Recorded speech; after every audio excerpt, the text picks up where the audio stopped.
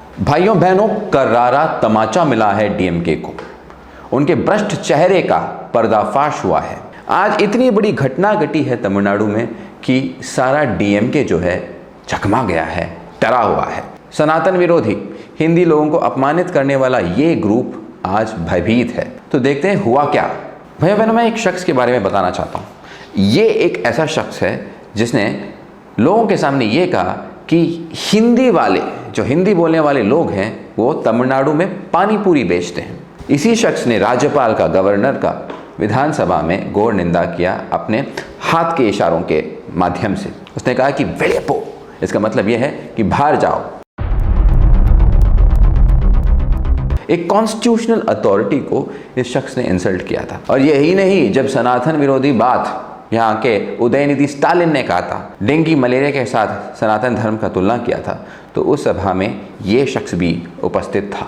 यही नहीं, उसने उदयनिधि स्टालिन के सनातन विरोधी ये टिप्पणियों का अनुमोदन भी किया। साथ ही साथ उसने ये भी कहा कि डॉटेड इंडी अलायंस का निर्माण इसलिए किया गया ताकि वो सनातन धर्म को मिटा सके। क्या आज डॉटेड इंडी अलायंस के मेंबर्स इस बात से सहमत हैं कि डॉटेड इंडी अलायंस इसलिए बनाया गया ताकि वो सनातन धर्म को मिटा सके?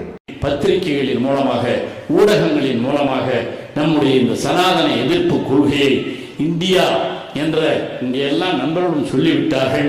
இந்த இந்தியா என்பது ஒரு சனாதன கொள்கைக்கு எதிர்ப்பாக உருவாக்கப்பட்டிருக்கிற கூட்டணி தான் இந்தியா. எங்களுக்குள் கருத்து வேறுபாடுகள் இருக்கலாம், ஆனால் இந்த சனாதனத்தை எதிர்க்க வேண்டும் என்பதிலே யாருக்கும் எந்த வேறுபட்ட கருத்தும் இல்லை. तो कौन है ये शख्स? ये शख्स है श्री पोनमुडी जी। ये पोनमुडी जी उच्च शिक्षा मंत्री हुआ करते थे तमिलनाडु के आज तक। लेकिन आज ऐसा हुआ कि इनके एवं इनके पत्नी के खिलाफ जो केस था, DVAC, directorate of vigilance and anti corruption ने जो केस किया था, उसकी फैसला सुनाई गई थी आज। तो बड़ी सभा में जज ने यह कहा कि 50 लाख का जुर्माना इन पर लगेगा एवं 3 साल जेल की सजा सुनवाई। तो आइए देखते हैं इस केस में हुआ क्या। मंगलवार को यानी कि 19 दिसंबर 2023 को मद्रास उच्च न्यायालय ने पोनमुडी, जो यहाँ के उच्च शिक्षा मंत्री हुआ करते थे, उनके खिलाफ जो ट्रायल कोर्ट ने एक फैसला सुनाई थी आय से अधिक संपत्ति ग्रहण करने के मामले में, उस फैसले को पलट दिया, यानी कि रिवर्स कर दिया, क्योंकि ट्रायल कोर्ट ने इन्हें अक्विट कर दिया था फॉर वांट ऑफ एविडेंस। तो इस बार हाईकोर्ट ने ऐसा किया कि नहीं, ट्रायल कोर्ट का फैसला गलत है और इन्होंने ये कारण बताए। पोनमुडी एवं उनके धर्मपत्नी विशालाक्षी जी दोनों को यहाँ पे दोषी ठहराया और सजा भी सुनाई। तो देखते हैं इसमें किस आधार पर यह सजा सुनाई गई थी और ट्रायल कोर्ट के फैसले को किस आधार पर पलटा गया। तो पहली बात यह थी, ट्रायल कोर्ट ने A1 एवं A2, मतलब A1 पोनमुडी जी और A2 उनके धर्मपत्नी मैडम विशालाक्षी जी, इनके दोनों के संपत्तियों को अलग किया।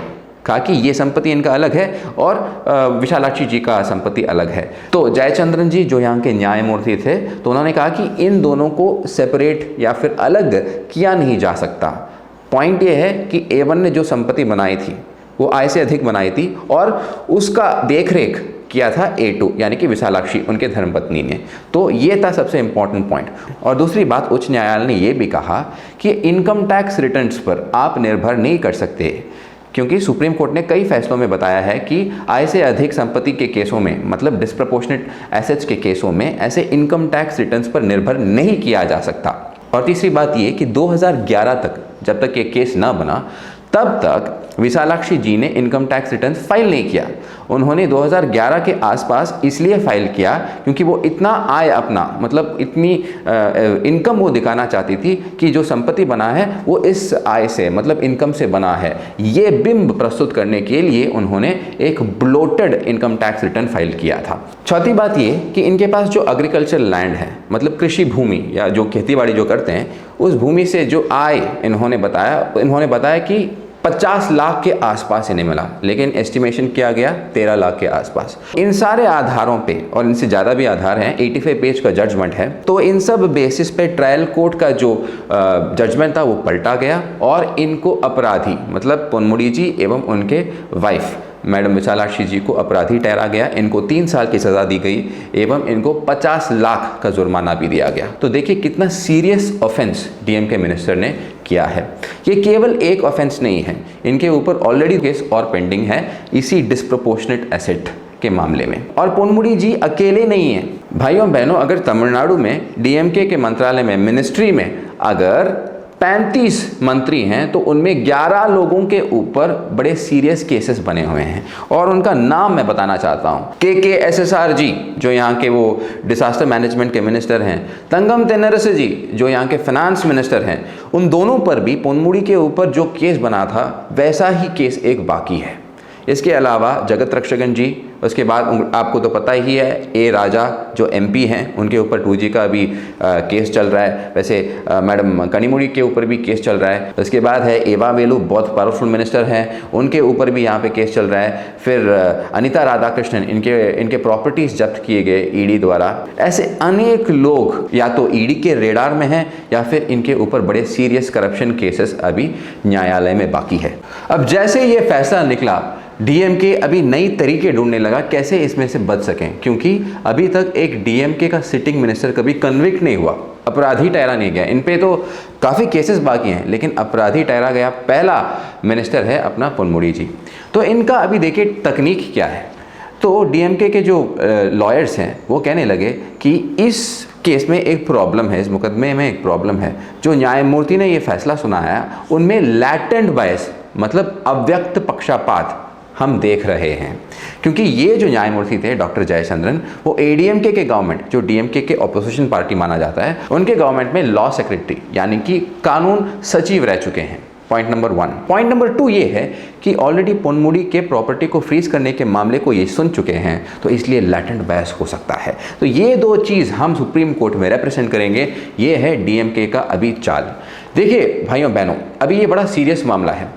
अब इसको कन्विक्ट किया गया है पोनमुड़ी को, और जो एविडेंस दिखाया गया बड़े सीरियस है। ऐसा नहीं है कि कोई छोटे मोटे वजह पे ये ट्रायल कोर्ट के जजमेंट को पलटा गया है। जो भी वजह सुनाए गए हैं बड़े ही स्ट्रांग है। अभी इनका आइडिया है कि सुप्रीम कोर्ट में जाके इसको रिप्रेजेंट करके या तो कन्विक्शन पे स्टे लेके आए, मतलब रुकाव लेके आए, या फिर सेंटेंस पे रुकाव लेके आए। यही उनका अभी आइडिया है, क्योंकि जैसे ये फैसला सुनाया गया डिस्क्वालीफाई हो चुके हैं श्री पोनमुड़ी जी एक मंत्री या फिर एक MLA रहने में। तो अब ये सुप्रीम कोर्ट जाना चाहते हैं। अब सुप्रीम कोर्ट में क्या प्रॉब्लम्स हो सकते हैं इसका भी हम अनुमान लगाते हैं। देखिए सुप्रीम कोर्ट में अपील में जाएंगे कौन? श्री पोनमुड़ी जी। और इनका रिस्पोंडेंट कौन रहेगा? वो रहेगा तमिलनाडु गवर्नमेंट की DVAC, जिसको हम बोलते हैं सतर्कता और भ्रष्टाचार विरोधी निदेशालय, इसको DVAC कहते हैं। ये भी स्टेट गवर्नमेंट का एक डिपार्टमेंट है। अब इसको कौन सा वकील रिप्रेजेंट करेगा? वो वकील रिप्रेजेंट करेगा जो DMK का आदमी है। अब ऑब्वियसली पोनमुड़ी जी के लिए एक DMK का वकील ही अपेयर होगा, तो दोनों साइड में DMK के वकील अपेयर होंगे सुप्रीम कोर्ट में। तो जो रेस्पोंडेंट है, मतलब ये अपील में जो सुप्रीम कोर्ट में एक रेस्पोंडेंट है, वो एक वीक डिफेंस प्रेजेंट करने के सारे पॉसिबिलिटीज़ हैं। तो यहाँ पे हम सबको सतर्क रहना पड़ेगा। हमें पूरी उम्मीद है कि सर्वोच्च न्यायालय, सुप्रीम कोर्ट, एपेक्स कोर्ट इस जो दुविधा है जहाँ दोनों साइड एक ही पार्टी पर्सन के रिप्रेजेंटेटिव्स होने का चांसेस अधिक है, इस बात का ध्यान रखते हुए सारे केस के फैक्ट्स को गो थ्रू करके एक जजमेंट देगा। कोई इंटरिम स्टे नहीं देगा, इस बात का हम उम्मीद रखते हैं। और देशवासियों को ये भी कहना चाहते हैं, जो भी राइट माइंडेड पर्सन हैं, जो भी नेशनलिस्ट हैं, इस केस को फॉलो करिएगा, क्योंकि ये लोग किसी भी तरह से इस केस से बचने की कोशिश करेंगे। मैं इसलिए ये सब कह रहा हूँ क्योंकि आज ये सब जब हो चुका है, आदमी भ्रष्ट है, इस बात को न्यायालय ने उर्जित किया है, तो इसको मिलने जाते हैं हमारे CM श्री स्टालिन जी, क्योंकि स्टालिन जी अपने मिनिस्टर को दिलासा देना चाहते हैं, एक भ्रष्ट आदमी को दिलासा देना चाहते हैं, इसलिए ये दोनों लोग मिल रहे हैं। आपको मैं अभी याद दिलाना चाहता हूँ मैडम जयललिता की केस के बारे में। जब जयललिता का केस यहाँ पे चल रहा था मद्रास हाई कोर्ट में, तो अनबड़गन जो कि DMK का आदमी है, उन्होंने ये कहा कि यहाँ के जज जो हैं, यहाँ के जो न्यायमूर्ति जो हैं, वो ठीक फैसला इसलिए नहीं सुना पाएंगे क्योंकि CM उनके सामने खड़ी है। तो यहाँ पे प्रॉब्लम होने के बहुत सारे चांसेस हैं, इसीलिए इस केस को आप कृपा करके बेंगलुरु में चलाइएगा। और इस बात को न्यायालय ने मान भी लिया और केस मुकदमा चला बेंगलोर में। अभी हमारा क्वेश्चन ये है कि लैटेंट बायस की जो बात कर रहे हैं यहाँ के DMK वाले, ये कृपया इन प्रश्नों के उत्तर दें। पहली बात, जैसे ही CT सेल्वम एक हाईकोर्ट के जज थे, वो हाईकोर्ट के जज बने, तो वो जाके मिले श्री करुणानिधि जी से, तो क्या यहाँ पे लैटेंट बायस नहीं हो सका?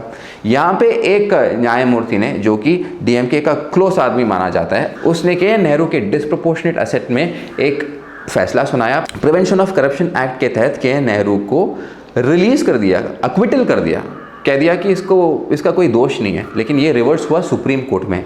क्या तब लैटेंट बायस नहीं था? अब देखते हैं जस्टिस ए.के. राजन के बारे में। ये भी एक रिटायर्ड लॉ सेक्रेटरी थे डीएमके गवर्नमेंट में। इनको जैसे ही डीएमके गवर्नमेंट फॉर्म हुआ, नीट कमेटी का चेयरमैन बनाया गया।